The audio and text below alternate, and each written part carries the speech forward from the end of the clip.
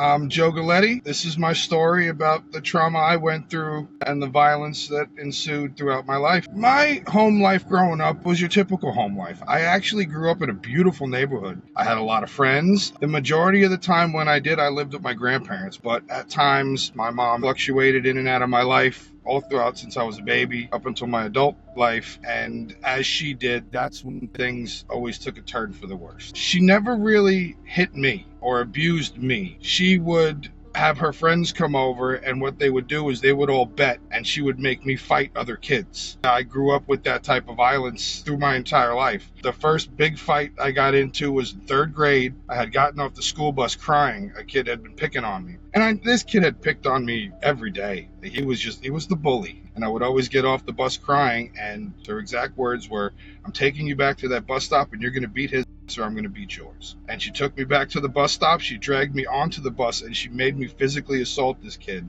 until he was crying and bloody. Now, at that point, violence is all I ever really knew on her end. I'll never forget, I was hysterical crying. He was crying. The bus driver was screaming. Other kids were crying. And I was physically assaulting this kid with tears running down my face. I didn't want to do this, but that's all I knew. And that's the only affection I ever really got from her, was the congratulations after the fact. Ever since then, they used to call me the little pit bull. From third grade on, she would have little fights at the house where her and her friends would get drunk, and I would fight other kids in the neighborhood. As I got older and became more violent, I was the name that was used. If she had a problem, I was fighting full-grown men by the age of 12. I was kicking in doors and going after people for her. I got kicked off the bus permanently. She had to drive me to school every day for the rest of the year. Back in the 90s, Pizza Hut used to have an all-you-could-eat buffet, and every time I would get in trouble for fighting, whether I started it or not, if I won the fight, she would pick me up from school and she would take me out for ice cream and pizza. We would celebrate. At that age, I was thinking, this is when mommy loves me. This is when I would get my attention. For the most part, was always considered, just as weird as it sounds, a friend. I was never a son. I never had that mother-son loving role to where it was, enjoyable. Mommy came to my chorus concerts, and mommy did this, and mommy did that for me. It was, okay, I beat him up. Mommy's going to take me out. We're going to have a good day. As I got older, I was starting fights because I knew after that fight, I was going home and I was getting attention. I was fighting everyone and anyone at that point. I was like a miniature enforcer at that point. Every person she had ever had a problem with, it was me she sent to their door from 14 on. Around that age, I went by Izzy. My middle name is Ismail. The street we lived on had kids everywhere. They're all over the block. Depending on the neighborhood, guys would come by to visit my mom, and they would bring kids that, they knew, cousins, nephews, whoever they were. And I would just get yelled, "Hey, Izzy, Izzy." I'd come into a room or the backyard, wherever we were, and they'd hand me a little set of those cheap dollar store boxing gloves. I would see them smoking and handing money back and forth and this and that. They would say go, and we would just start swinging. I would usually be the one to first start swinging because I already knew the situation. I knew where it was heading, and then I would be crying, and the kids would be crying, and we'd have black eyes and swollen lips. Who would we tell? Oh, we were fighting in the backyard. Oh, boys will be boys. It got brushed off. For years, it got slid under the radar. No one ever got in trouble. No one ever knew anything until it escalated into more serious matters. As a kid, did I ever feel like this was normal? No, never. I was being told to do this from an adult. I didn't know any better. I was never taught any other way until I got older and then started getting the serious repercussions of my actions and realizing, people outside of my house don't act like this. These things don't happen at other people's houses. When I was 14 and it progressed way past fighting in the backyard. If she had a problem and someone owed her money and they didn't want to come pay a woman, at 14, I was sent to a front door to go kick that door in and get that money from whoever it was. I was fighting full-grown men at 14 and 15 years old. There wasn't much help around. My grandparents didn't know the majority of things that did happen. They would take me for a little while, and my mom would, go off the deep end. And when she really wanted me back, she'd be like, "No, he has to come live with me." There was never a court order or anything for them to be able to legally keep me. And then at 15, we actually moved in with my grandparents. They had the downstairs of the house, and we had the upstairs of the house. So the majority of my days, I would try to spend downstairs with them. But when I went to school or when I went out with her, and there was nothing really they could do at that point. By the time I would tell them all about it, it was already over. My mother always taught me the fish that opens his mouth gets caught. You open your mouth, you're going to get in trouble, you're going to go to jail. And at 14, it's like, I don't want to go to jail. I've seen movies, I'm not going to jail. That's not it, so I kept my mouth shut. It wasn't somebody hurting me in my eyes. It was me hurting people. So I knew what I was doing was wrong by that age, but I knew if I said anything, it was me that was going to get in trouble for it. So I just kept my mouth shut. It started getting worse around 15 years of age. Once I realized had basically built up a name for myself, now I wanted to keep that reputation up because I got that recognition of, oh, Izzy, you don't want to mess with Izzy. So now at this point, I'm fighting everyone. My friend $10, I'm going to come and kick your ass. Get that money. Oh, you upset this person? Now I'm going to come after you for this person. Right before my serious charge, I was about 15, almost 16, I had been arrested 3 times in the same week. 3 times in the same week. Full charges. And the first time was a friend of mine had gotten into an argument. Of course, I wanted to step in and make it my fight now. And we started a full-blown brawl in the front of my high school.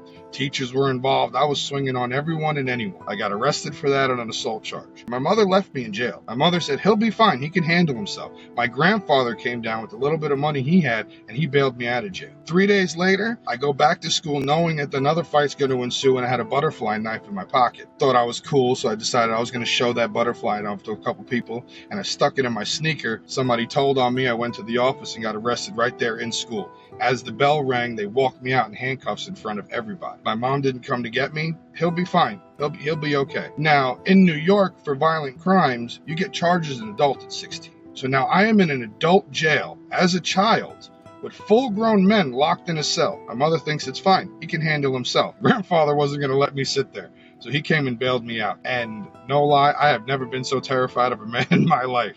When he showed up, that's when I knew, okay, now I'm in trouble. The people that were supposed to protect me, teachers, family, friends, to them it was mutual fights. It was me starting it, so why get involved? If I want to backtrack a little bit, one of the fights I got into was in middle school. It was 8th grade, right in between our final exams. And there was a kid bullying someone else. So, of course, I had to step in. And I beat this boy's head off the side of a school bus. Blood and everything. It was a bad one. I didn't get in trouble. I didn't get yelled at. I didn't get in trouble by the school.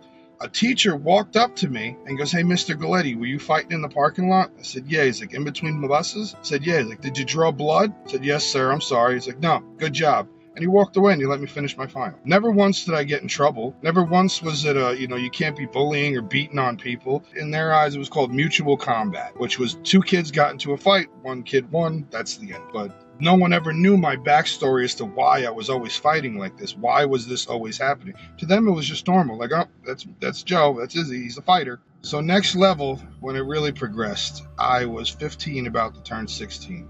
This was May of 99, actually. And every year, right behind this big flea market, they used to have this huge county fair in my town.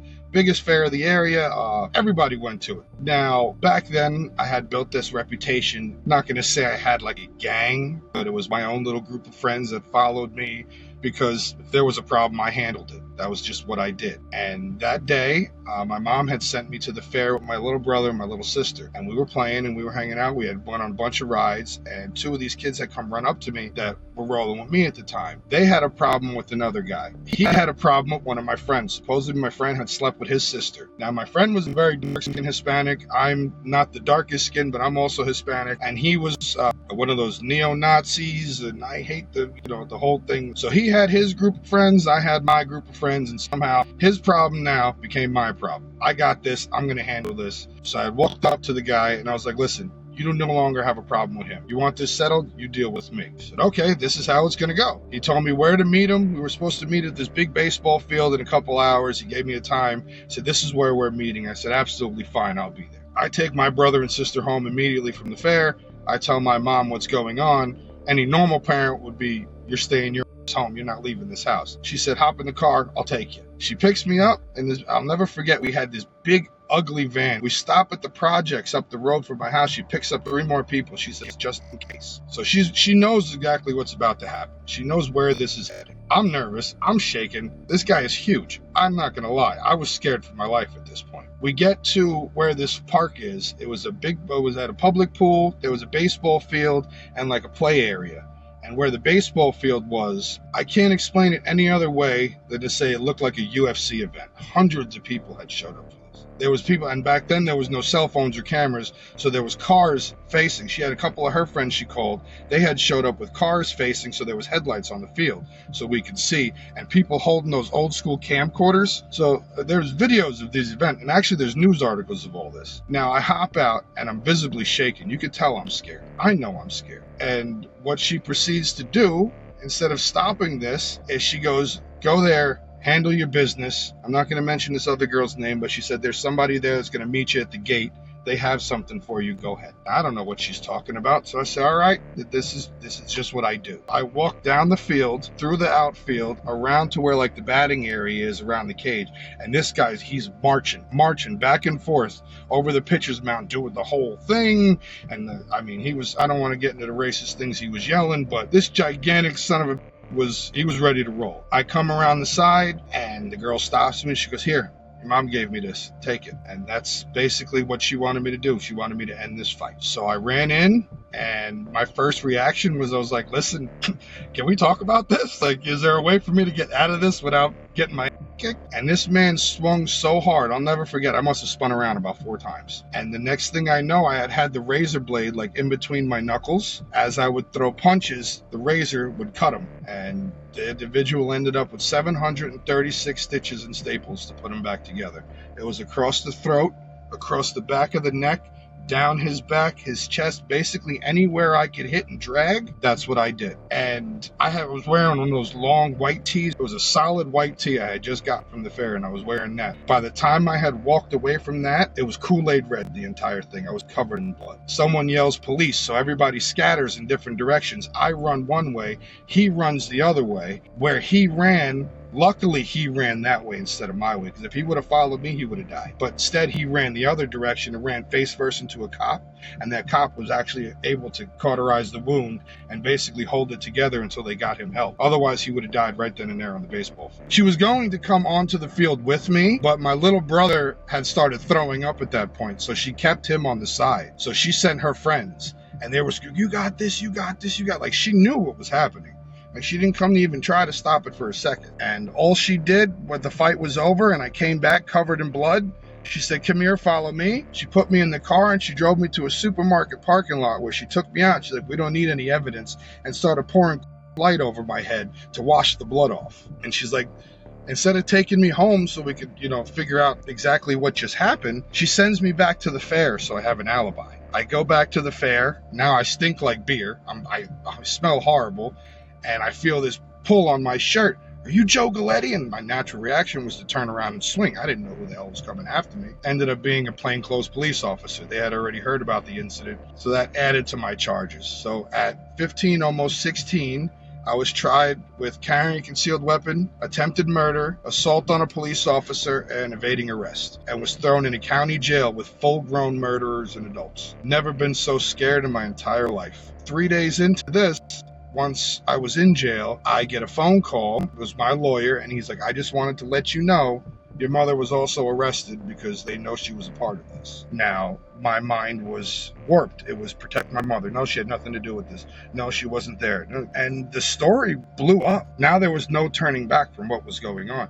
I was in the New York Post, the New York Times. Howard Stern was making fun of me on his show. The next step was basically, at this point now, I'm sitting in jail, and I'm facing 25 to life, and I'm never going home. And it was Memorial Day weekend, so it's not like any banks were open.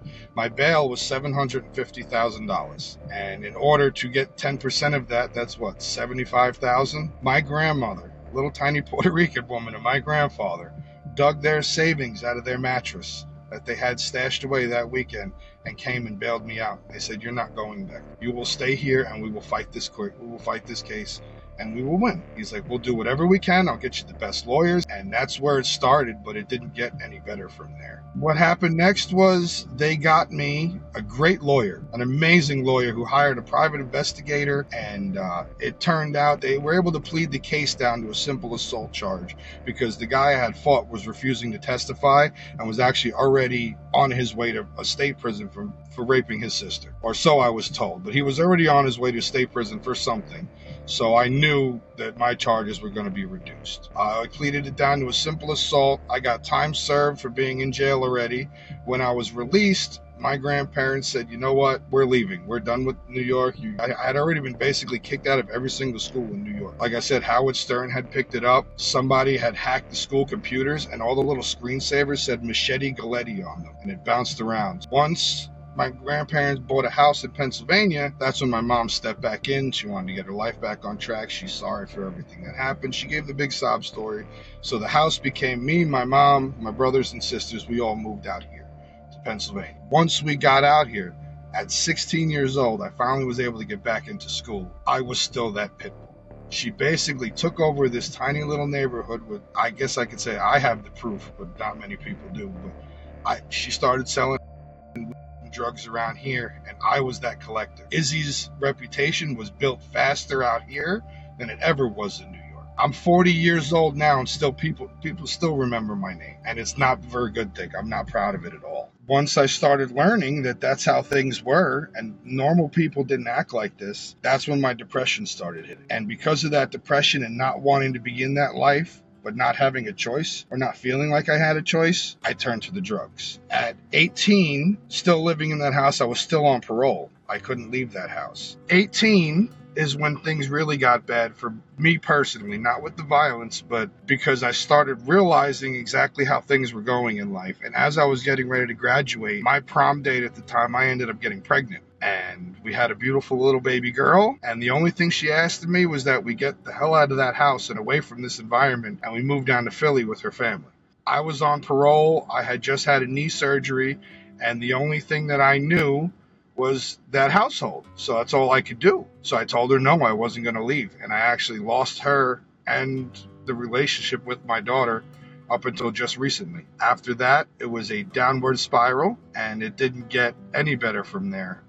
The only violence and drugs that I knew steered me right into the direction of the same guys that I was beating up as a kid. I ended up with a certain outlaw motorcycle club, and because of that club, I was even more into the drugs and the drug dealing. I got into way more violence, more arrests, more drug sales. I tried to get out of it myself and forced myself into a marriage I wasn't happy in. I had 2 children with her, ended up losing that as well. It progressively got worse until this last stay in jail about 4 years ago, which wasn't actually my worst stay in jail. It was a 90-day stay. I'll never forget. It was 90 days, but it felt like 9 years to me. Something had clicked in my mind. This needs to stop. And I said, this is it for me. Like, I can't do this anymore.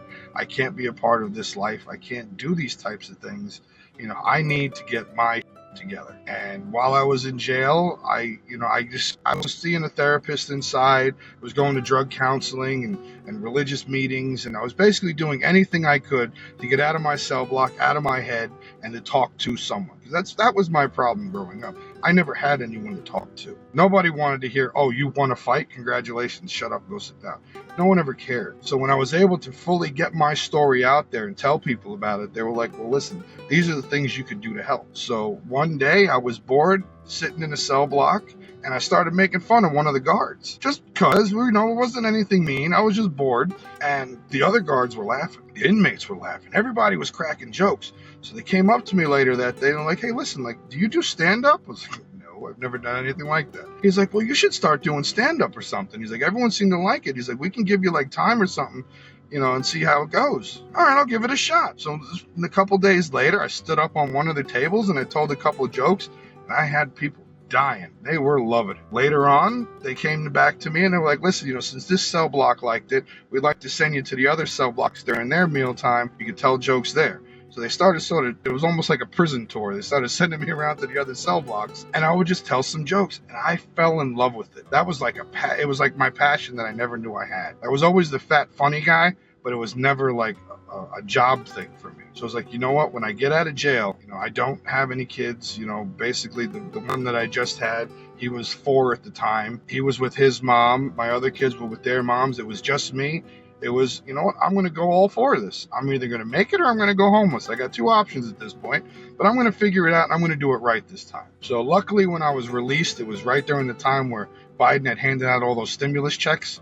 So I had all that money stashed away. I was like, all right, I can live off of this. It's just me. I can get my together and I'll be all right. And, still in your mind, when you first get out of jail, it's like, all right, well, I should do this, but I kind of want to go grab a drink. I kind of want to smoke a Like, where do I want to take this? It's my first night of freedom. But my ex had brought my son up to come visit me. He was 4 years old, about to turn 5. And the only thing he said was, I can come live with you now, Daddy? I said, okay, I guess we're doing this together, man. And then that was it. That was the last time I ever touched a drug. I still have the occasional beer here and there at a barbecue, but the last time I ever touched any drug or anything hard was almost 5 years ago. And ever since then, it's been, my comedy career. It's slowly taken off. I'm not going to say, I've made it, but I'm working towards that Netflix special. But after I got out of prison, I got full custody of my son. He came to live with me full time, and the situation didn't start out amazing. We were staying in my sister's attic for a while. We went from there. I saved up enough money. We got our own house.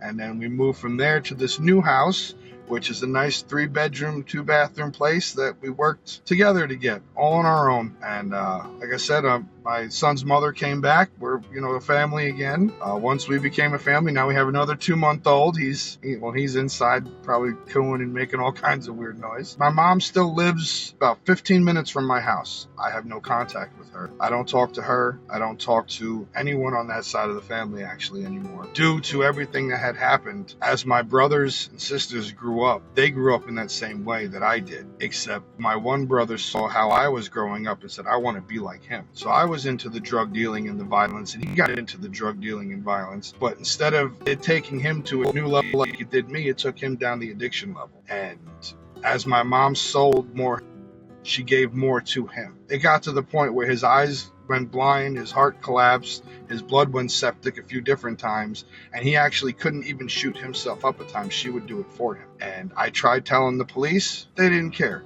The whole neighborhood out here knows exactly what she does and when she does it. Everyone's petrified of this woman. It got to the point I opened my mouth and tried to say something. I put posts up on Facebook. I told the neighborhood. I told the police. I told anyone and everyone that would listen. Nobody would listen. It became too late. And on the 30th of this month will be a year since my brother passed. And it's one of the hardest things I ever have to deal with because I tried my best to stop it and nobody would listen. I spoke to my mother and my other siblings for the last time and told them, because they all backed her. Everyone's scared of her. And I told them, this was your fault. You guys knew this was happening. You knew what she was doing. You found the needles in his room when she put them there. You knew exactly how this was going to end, and nobody was willing to step in and stop this. And it was the last time I talked to anyone in my family. The only ones I continue to talk to now, and all my brothers and sisters still live out here. My mom still lives out here. My grandparents still lived in New York. I still talk to my grandfather. He's 76 now, and a whole barrel of hatred at this point. He's at that age where, nothing ever affects him.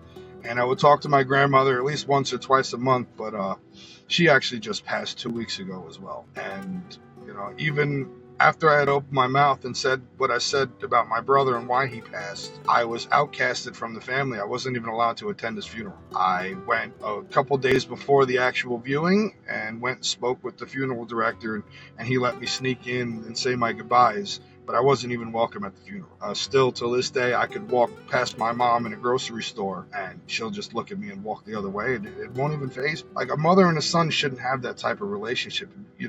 When you love your children and you guys get into fights or arguments, yeah, it may last a while, but eventually you're like, you know what, that's my child. I shouldn't have that feeling that it's this easy for me to walk away. I don't feel bad at all. I stay home, I take care of my wife, I take care of my children, and I'm perfectly happy and content with my life now. There's no drugs, there's no violence, there's no drama. Now I do things like I go to the bus stop and hand out Easter eggs to the kids for Easter. I bring candy to the bus stops dressed as Super Mario on Halloween. Christmas I did candy canes. I give kids rides from the bus stop. I'm like the house mom of the guys, and I wouldn't have it any other way. I've never been happier than I am right now. I do not forgive my mom for what she did, and I don't think I ever will. There's been too much drama, hurt, and now death to ever forgive this situation. No child or teenager or adult should have to go through any of this. I'm telling my story because abuse doesn't always mean you've been sexually assaulted or hit or verbally or mentally abused. Sometimes the way it is like my story, Just because I was out there fighting every day, people thought, oh, well, that's him. He's the problem. He's the reason. No one ever looks as to why are these kids fighting like this? What causes this kind of anger? Everyone likes to blame the bully, but does everyone ever ask, why does the bully act like that? What's his home life like that he has that kind of anger towards other kids in the school? Yeah, it sucks to be bullied, and it does hurt to deal with that kind of thing.